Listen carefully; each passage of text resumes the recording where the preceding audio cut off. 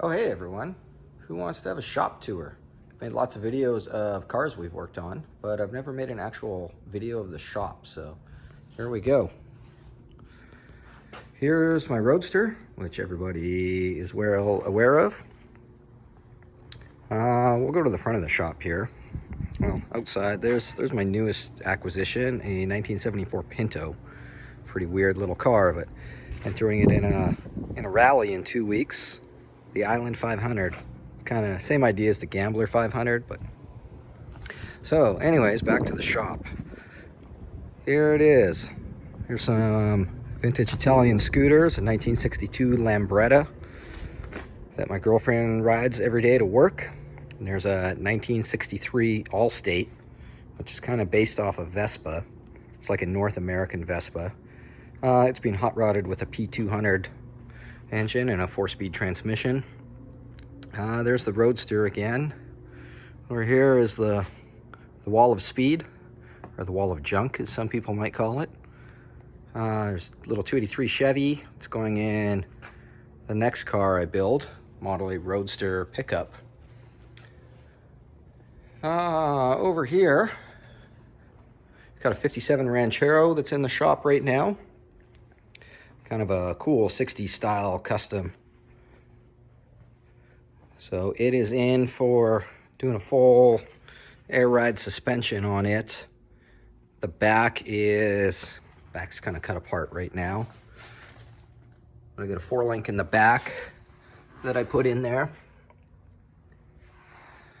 I'm gonna run sleeve airbags on the back. The front is basically stock suspension, just with the coil replaced with an airbag. This belongs to Ryan Isherwood. And over here is a front engine dragster that I'm building. Building this from scratch for Terry Denome and Kevin Roberts of Canadian Hot Rods magazine. They originally brought me an actual 60s dragster that they just wanted the roll cage updated, but the chassis was rusted out pretty bad and it was made of exhaust tubing. So we decided to just use it as a template and built a whole new car from scratch.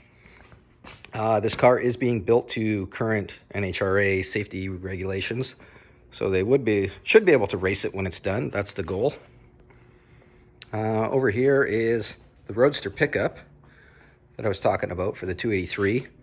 Until it's built, it's currently being used as a shelf, because everybody needs a good shelf. Along with shelves, I've got this family heirloom. This piano from 1961 that my grandpa bought. It's being used as a shelf right now as well for all Ryan's air ride stuff. Over here, this toolbox. I've been working under this toolbox since I was 8 years old. This used to be my dad's toolbox. Well, this half was my dad's toolbox. This half was mine. And then when I inherited that, I just kind of put them together. What else is in the shop here? There's not a lot. It's not a huge shop. There's some parts I just picked up for the Roadster pickup. 39 Ford steering wheel and dash. Over here is the main fab setup. Got a Dynasty 200 TIG welder. All the other basic fabrication stuff. Little Miller MIG welder.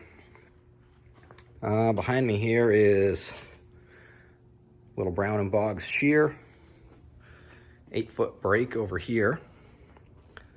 There's another 283 for parts, a T5, 5-speed, spare transmission for my Roadster if the one in it ever blows up. Here's a cool homemade louver press. I did not make it. It was built a long time ago. And it does hot rod style louvers.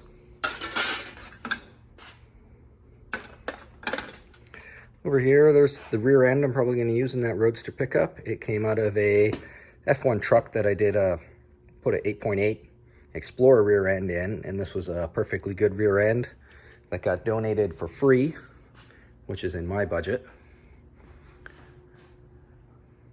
More stuff up on the walls. Here's the wheels that are going on Ryan's Ranchero.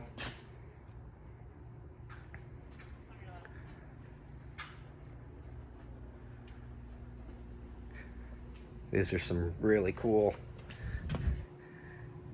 14-inch 5-on-5.5 bolt pattern Kragers, which I believe they only made in 1964.